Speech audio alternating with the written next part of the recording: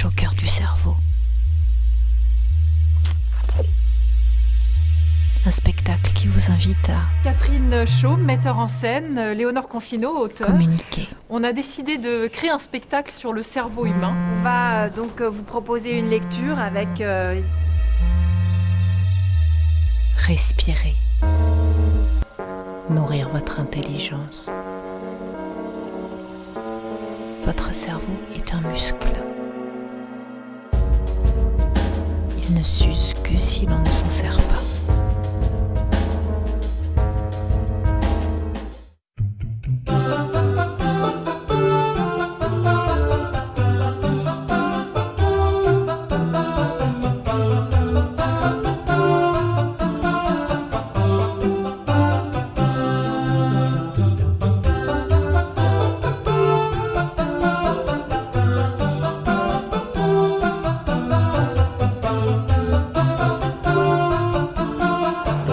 Hey Johnny, qu'est-ce que tu fais?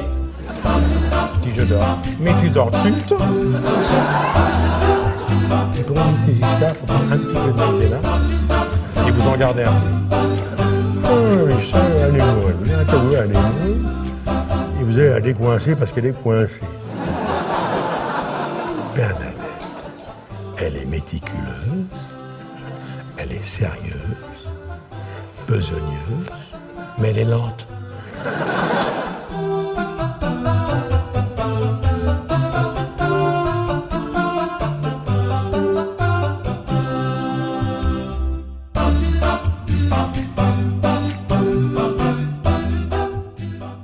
Nous sommes à Paris, en décembre 1895. Je n'ai rien écrit en 2 ans. Comment puis-je trouver un sujet en 2 heures? Je ne sais pas, Edmond, improvise. Cyrano de Bergerac.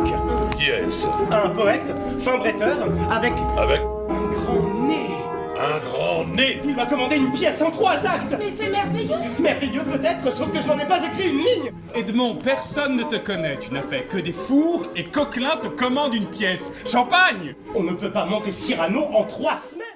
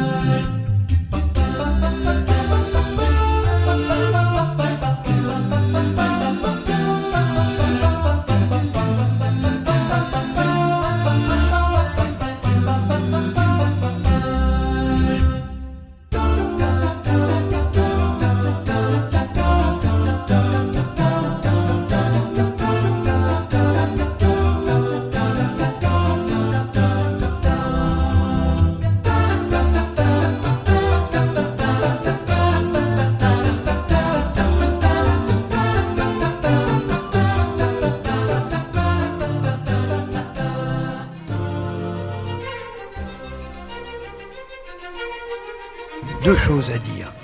La première, c'est que devant le rang qui était devant nous, voilà, il y avait 1, 2, 3, 4, 5 ados. Et 6, pardon.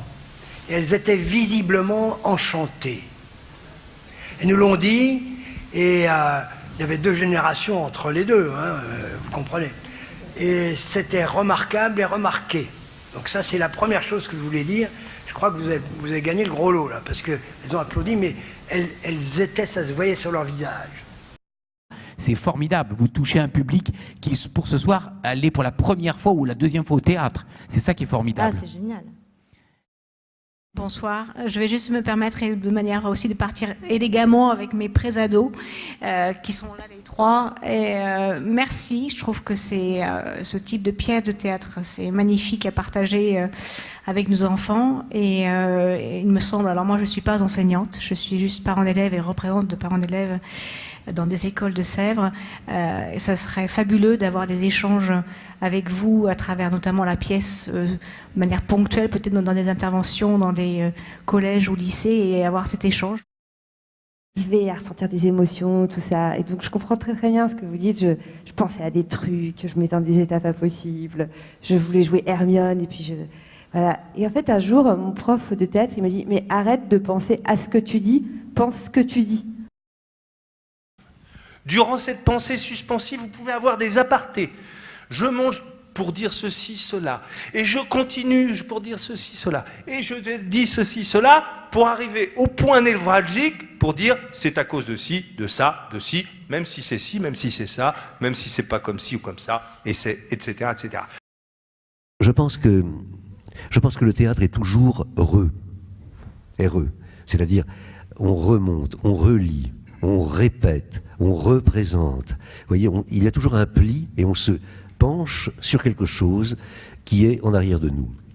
Je crois que le théâtre est l'art des spectres, des revenants, littéralement, et il me semble donc qu'il faut remonter les textes, non pas les monter, comme si c'était le tube de l'été ou comme si c'était une découverte qu'on faisait, mais remonter, revenir sur les choses. Comme on dit des oignons, vous savez, on les fait revenir à la poêle. Et moi, ce qui me frappe là, et donc de passif et de statique, là, ce qui me frappe au contraire, c'est le mouvement, c'est l'espace. Et ça, c'est une différence évidemment essentielle. Et toute cette... l'expression est un peu bizarre, surtout chez Marivaux, mais si je puis dire, toutes les tripes de la pièce sont mises en mouvement. Et ça, je trouve ça admirable, parce que c'est ça la vie. On n'allait pas au théâtre pour consommer un spectacle et rentrer vite chez soi. On allait au théâtre pour après parler avec les gens, travailler presque, enfin travailler ludiquement, mais travailler, réfléchir, rêver ensemble, et on rentrait beaucoup plus tard, et la soirée se divisait en deux. Il y avait la représentation, et puis après le fait de parler, enfin voilà. Pour ne plus voir qu'un dixième de nous, ce dixième qui s'appelle Marivaux. C'est une part de nous, quand même, mais c'est pas la vie, c'est ce qu'on ne voit pas de la vie, justement. Sinon, on n'irait pas au théâtre. On vient pour voir ce qu'on ne voit pas dans la vie, tout simplement. J'ai une envie, un désir très très fort, très intense, très très, très profond, très très très sincère. Et après, je construis ma pièce. Mais je ne vais pas me dire, tiens, je vais mettre 3 Camille parce que... Non, il n'y a pas de raison. En fait, c'est presque pour moi une expérience sensuelle, l'écriture, où je me laisse... pas guidée par les personnages, mais presque, quoi. Ils m'emportent. Alors que Camille, elle a sculpté avec son âme, avec son cœur, avec sa chair, avec sa sincérité. Et c'est cette sincérité-là qui reste aujourd'hui. On ne peut pas dire d'autres mots après cette phrase-là. Je suis désolé, c'est toujours trop court, mais merci Marie, merci Sophie, merci Madame Paris d'être parmi nous. À très bientôt, à très vite.